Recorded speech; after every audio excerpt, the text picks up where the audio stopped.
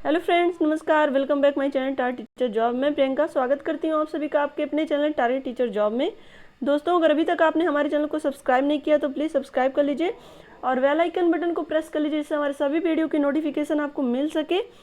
दोस्तों, हम बीएड द्वितीय वर्ष का पेपर नंबर 1 शिक्षण सिद्धांत और शिक्षण विधियाँ का लेक्चर नंबर 1 देख चुके हैं। अब हम देखते हैं लेक्चर नंबर 2, जिसका क्वेश्चन है शिक्षण के प्रकारों की विवेचना कीजिए।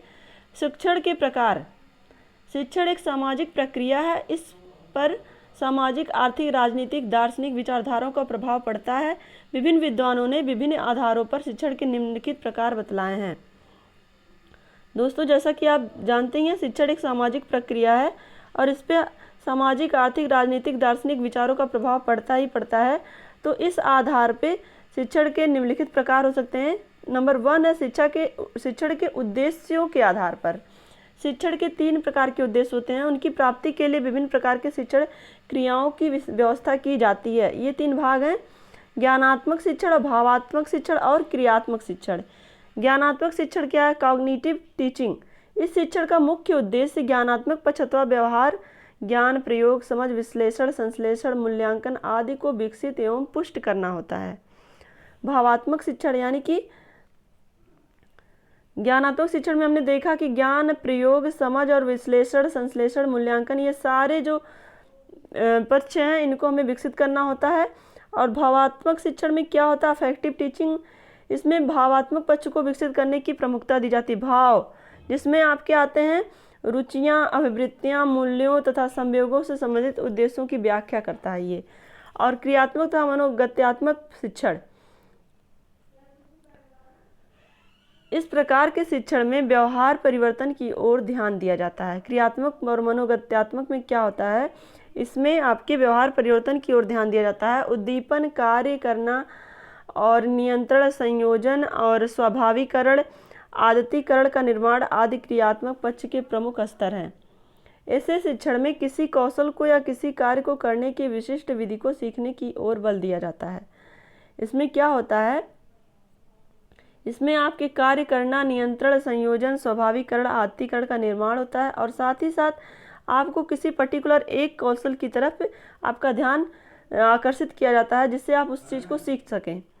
शिक्षण के स्तरों के आधार पर शिक्षण एक सतत प्रक्रिया मानी जाती है, जिसमें विचारहीन से अधिक विचारपूर्ण तर्क की क्रियाएं की जाती हैं। इस क्रम को 3 स्तरों में विभाजित किया गया है। दोस्तों, इसके पहले हमने देखा था आपके शिक्षण के उद्देश्यों के आधार पे।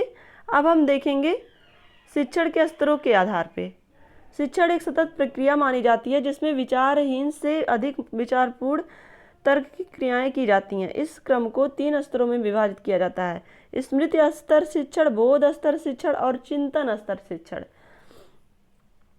इसके पहले हम लोगों ने इसका जो देखा था डिवाइडेशन, उस ज्ञानात्मक शिक्षण था, भावात्मक शिक्षण था और क्रियात्मक शिक्षण था। लेकिन यहाँ पर आपको स्मृति के स्तर पर शिक्षण और बोध स्तर पर शिक्षण और चिंतन के स्तर पर शिक्षण देखना है। स्मृति स्तर पर शिक्षण क्या होता है?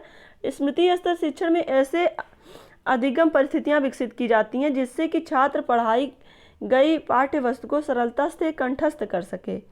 मतलब वो आपको रटने से ज़्यादा यहाँ पे जरूरत दिखाई गई है। इस स्तर पर प्रत्यास्मरण तथा रटने की क्रिया पर जोर दिया जाता है। बच्चे की मेमोरी में कैसे उस चीज़ को लाना है, वो रटने के माध्यम से उस चीज़ को बताया गया है स्मृति स्तर में। देखते हैं अब बोध स्तर में क्या है। बोध स्तर के शिक्षण में शिक्षक छात्रों के समक्ष पाठ्य पुस्तक को इस प्रकार प्रस्तुत करता है कि छात्रों को बोध के लिए अधिक से अधिक अवसर मिले और छात्रों में आवश्यक सूझबूझ उत्पन्न हो। इस प्रकार के शिक्षण में यह प्रयास किया जाता है कि केवल किसी तथ्य को याद न रखा जाए, अपितु उसे समझ भी लिया जाए। स्मृति स्तर शिक्षण में हमने देखा था कि चीज़ें बच्चों को रटाने की कोशिश की जाती है, लेकिन यहाँ पर बच्चों को कोई भी विषय वस्तु को रटाने की जरूरत नहीं है, उसे आवश्यक सूझबूझ उत्पन्न करनी है, जिससे वो उस चीज़ को अपनी समझ विकसित कर सके और उसको याद रख सके। और नंबर 3 चिंतन स्तर शिक्षण। चिंतन स्तर पर शिक्षण समस्या केंद्रित होती है। शिक्षक छात्रों के सामने कोई ज्वलंत समस्या प्रस्तुत करता है जिस पर छात्र सक्रिय एवं अभिप्रेरित होकर स्वयं चिंतन प्रारंभ करते हैं। इस स्तर पर छात्र स्वयं रुचि लेकर स्वेच्छा से चिंतन, मनन, तर्क व कल्पना करते हुए समस्या समाधान खोजते हैं और स्वयं को अधिक आत्मविश्वास वाला, क्रियाशील तथा सक्रिय छात्र बनाते हैं। शिक्षक एक ऐसा एटमॉस्फेयर क्रिएट करता है, उनके सामने ऐसे क्वेश्चन पुटअप करता है जो उनके जीवन से रिलेटेड हो या उनके अपने खुद के अनुभव से रिलेटेड होते हैं। तो उस तरह के क्वेश्चन शिक्षक छात्रों से पुटअप करता है जिससे छात्र अपना उसमें चिंतन यूज करते हैं और उस चिंतन के माध्यम से ही वो उस समस्या का हल निकालते हैं और जिससे उनका कॉन्फिडेंस लेवल बढ़ता है और उनके तर्क व कल्पना की जो समस्या समाधान होते हैं वो उनको खोज निकालते हैं, जिससे उनका आत्मविश्वास भी बढ़ता है और क्रियाशीलता सक्रिय छात्र भी बनते हैं। नंबर तीसरा देते हैं शासन प्रणाली के आधार पर। इसके पहले हम लोगों ने देखा था, सबसे पहला आपका जो था वो था शिक्षण के उद्देश्यों के आधार पर और उसके बाद था शिक्षण के स्तरों के आधार पर और अब हम देखते हैं तीसरा नंबर शासन प्रणाली के आधार पर।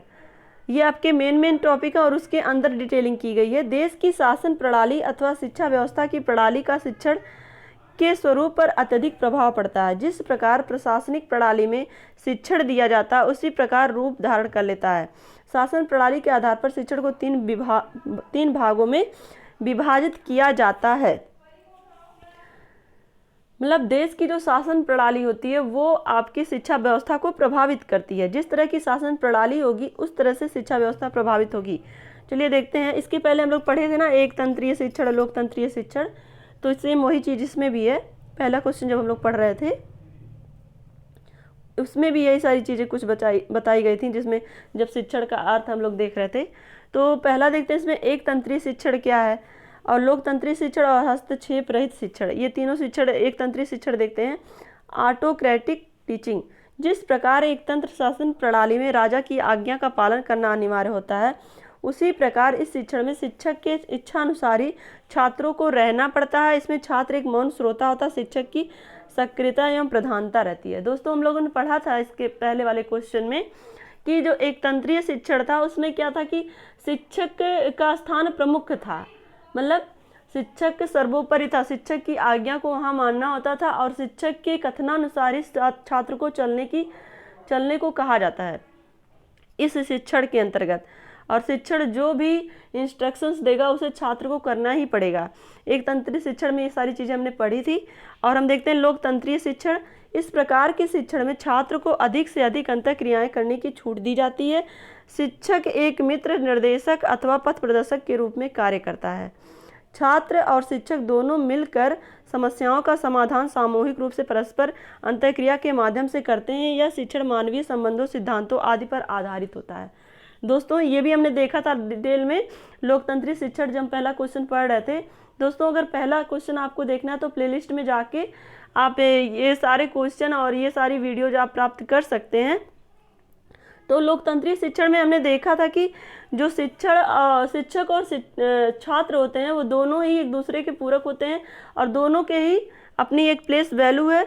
यहाँ पर किसी एक को आप देखेंगे इसमें, इसके पहले एक तंत्रीय शिक्षण में शिक्षक का स्थान प्रमुख था, लेकिन यहाँ पे शिक्षक का और छात्र दोनों का स्थान है और शिक्षक एक मित्र, निर्देशक अथवा पथ प्रदर्शक के रूप में यहाँ कार्य करेगा और शिक्षक और छात्र दोनों मिलकर समस्याओं का समाधान करेंगे और सामूहिक रूप से परस्पर अंतःक्रिया भी करेंगे। और दोस्तों तो आज के लिए बस इतना ही। आज हम लोगों ने क्या पढ़ा शिक्षण के विषय में, शिक्षण के प्रकार के विषय में।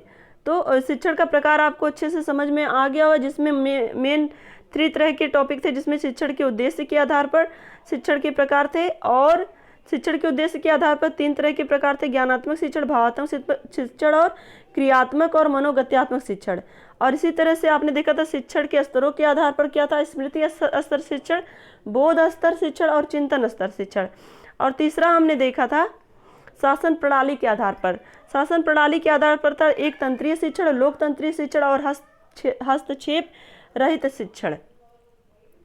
दोस्तों जब भी आपको इस तरह के क्वेश्चन पुटअप करता है कि शिक्षण के प्रकारों की विवेचना कीजिए, तो इसमें आप देखेंगे शिक्षण के प्रकार केवल पूछा है, लेकिन जब भी आप अपनी कॉपी में या एग्जाम हॉल में इस तरह के क्वेश्चन देखते हैं तो आपको सबसे पहले शिक्षण के विषय में कुछ लिखना चाहिए, उसके बाद शिक्षण के प्रकार पे आना चाहिए, जिससे आपके जो आपका रिप्रेजेंटेशन होगा वो बहुत ही बेहतर दिखेगा और आप उससे आपके नंबर अच्छे आएंगे। तो ये सब बातें आपको हमेशा ध्यान रखनी चाहिए।